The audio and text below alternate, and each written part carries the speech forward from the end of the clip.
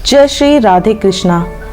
हमारे YouTube channel भक्ति सार में आप सभी का स्वागत है। आइए जानते हैं क्या है कार्तिक पूर्णिमा की कथा। पौराणिक कथा के मुताबिक तारकासुर नाम का एक राक्षस था। उसके 3 पुत्र थे, तारकक्ष, कमलाक्ष और विद्युन्माली। भगवान शिव के बड़े पुत्र कार्तिकेय ने तारकासुर का वध किया। अपने पिता की हत्या की खबर सुनकर तीनों पुत्र बहुत दुखी हुए और तीनों ने जाकर ब्रह्मा जी से वरदान मांगने के लिए कठोर तप किया। कहते हैं कि ब्रह्मा जी तीनों की तपस्या से बहुत प्रसन्न हुए और बोले कि मांगो, क्या वरदान मांगना चाहते हो। तब तीनों ने ब्रह्मा जी से अमर होने का वरदान मांगा, लेकिन ब्रह्मा जी ने उन्हें इसके अलावा कोई दूसरा वरदान मांगने को कहा।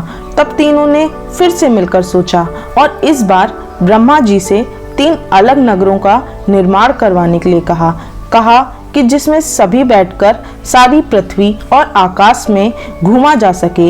1000 साल बाद जब हम मिलें और हम तीनों के नगर मिलकर एक हो जाएं, तो जो देवता तीनों नगरों को एक ही बार में नष्ट करने की क्षमता रखता हो, वही हमारी मृत्यु का कारण हो। ब्रह्मा जी ने उन्हें ये वरदान दे दिया। तीनों वरदान पाकर बहुत खुश हुए। ब्रह्मा जी के कहने पर मय दानव ने उनके लिए 3 नगरों का निर्माण किया। तारकक्ष के लिए सोने का, कमला के लिए चांदी का और विद्युन्माली के लिए लोहे का नगर बनाया।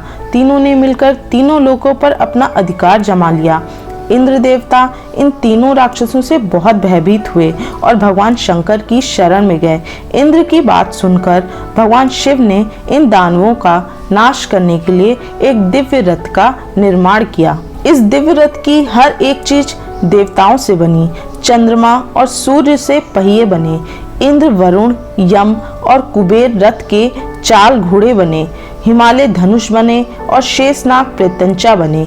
भगवान शिव खुद बाण बने और बाण की नोक बने अग्निदेव। इस दिव्य रथ पर सवार हुए खुद भगवान शिव। कहते हैं भगवानों से बने इस रथ और तीनों भाइयों के बीच भयंकर युद्ध हुआ। जैसे ही ये तीनों रथ एक सीध में आए, भगवान शिव ने बाण छोड़कर तीनों का नाश कर दिया और इसी वध के बाद भगवान शिव को त्रिपुरारी भी कहा जाने लगा। कहते हैं कि यह वध कार्तिक मास की पूर्णिमा को हुआ था, इसीलिए इस दिन को त्रिपुरारी पूर्णिमा के नाम से भी जाना जाने लगा।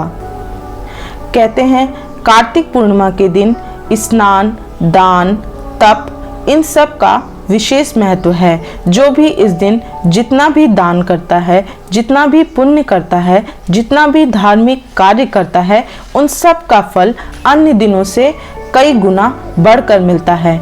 इसलिए देश के कोने कोने में कार्तिक पूर्णिमा विशेष रूप से मनाई जाती है और कई जगह बड़े बड़े मेलों का भी आयोजन किया जाता है। हम उम्मीद करते हैं कि आपको ये जानकारी और ये कथा अच्छी लगी होगी। हमारे चैनल को सब्सक्राइब करना मत भूलिएगा। जय श्री राधे कृष्णा।